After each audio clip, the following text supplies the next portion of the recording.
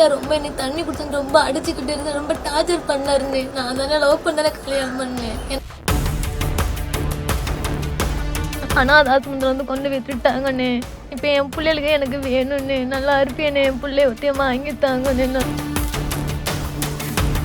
நான் டெய்லி அடிச்சு போன் பிள்ளை என்ன பண்ணுது ஏது பண்ணுவேன் கேட்டு தானே இருந்தேன். இந்தாதான் இருக்குதுங்க பண்ணுதுங்க அப்படின்னு டீப்பெல்லாம் கொண்டு வந்து விடுவாங்க.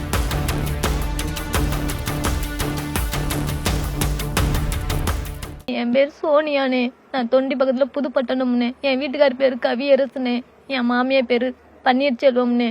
இந்த மாதிரி நான் கொஞ்சம் வேலை பார்த்தானே சம்பாத்தியம் பிள்ளைல பார்த்துக்கிட்டு இருந்தேன். என் வீட்டுக்காரர் கூட்டி போறேன்னு சொல்லி கூட்டி போனாங்கண்ணே. கூட்டிட்டு போயிட்டு என் மாமியா வந்து சென்னை கூட்டிட்டு போறேன்டா தங்கச்சி வீட்டுக்கு அப்படின்னு சொல்லி என் வீட்டுக்காரத்துல இருந்து கூட்டிட்டு போயிருக்காங்க.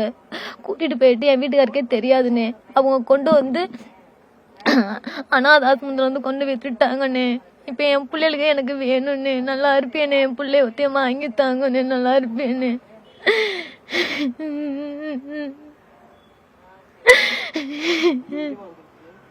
இப்ப கலெக்டர் ஆஃபீஸ் கேட்க வந்திருக்கேனே, என் பிள்ளைய வேணும்னு மனு கொடுக்க வந்திருக்கேனே.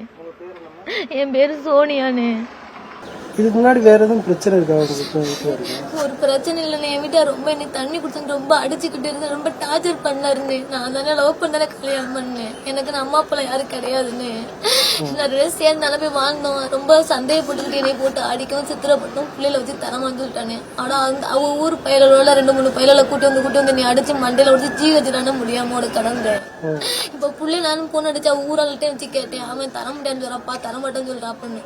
நான் டெய்லி அடிச்சு பிள்ளை என்ன பண்ணுது ஏது பண்ணுவேன் கேட்டு தானே இருந்தேன். இந்தாதான் இருக்குதுங்க பண்ணுதுங்க அப்படின்னு டீப்பெல்லாம் கொண்டு வந்து விடுவாங்க. நினைச்சோட பாக்கலன்னு.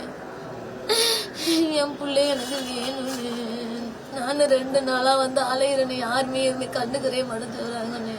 இப்ப எங்க இருக்காங்க? இப்ப வந்து டீ பிளாக்ல ஒரு பிள்ளை வந்து அரமனை பக்கத்துல இருக்காங்கன்னு. அரமனைல எங்க இருக்காங்க? அந்த ஆனந்தம் கும்பல ரோடு. இல்லம்மா அது எங்க இருக்கா? சொந்தக்கார வீட்டுல இருக்கா? சொந்தக்கார வீட்டுல அனாதாசிரமம் தான் வந்துட்டு இருக்காங்க. சொந்தக்கார வீட்டுல விடலன்னு. நீங்க இருக்கும்போது ஏன் அனாதாசிரமத்துல விடுறாங்க?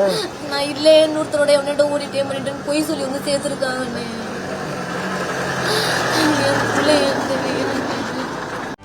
செய்திகளை உடனுக்குடனும் துல்லியமாகவும் தெரிந்து கொள்ள சப்ஸ்கிரைப் பண்ணுங்க.